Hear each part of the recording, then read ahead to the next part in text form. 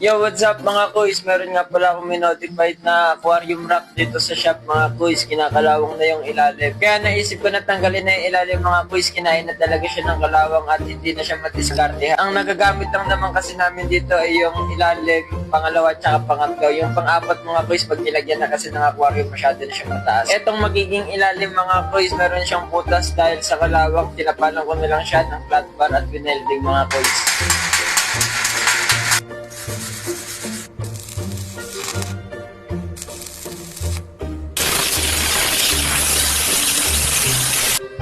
At ayun na nga guys, matapos ang matinding kapit ng kalawang natanggal naman kahit papano, kaya ito pininturahan ko na ng primer red yung wrap. Nakatatlong coat na pala ako dito mga guys, hindi ko na tinipid sa primer dahil ginagamit namin ito dito sa shop. Ang nagawa ko dito mga guys, alam ko tatlong coat yung nagawa ko dito. Sa mga nagtatanong mga guys kung saan located yung shop namin, i-search nyo lang sa Waze or Google Map, Aquair Parañaque, lalabas na yan. Tumatanggap din kami ng customized aquarium mga guys. Kung meron kayong mga alanganing sukat, i-DM nyo lang yan dito sa Aquair Parañaque. Kung meron naman basag yung aquarium nyo at gusto nyo i-repair mga guys, direct message lang kayo at re-replyan namin yan.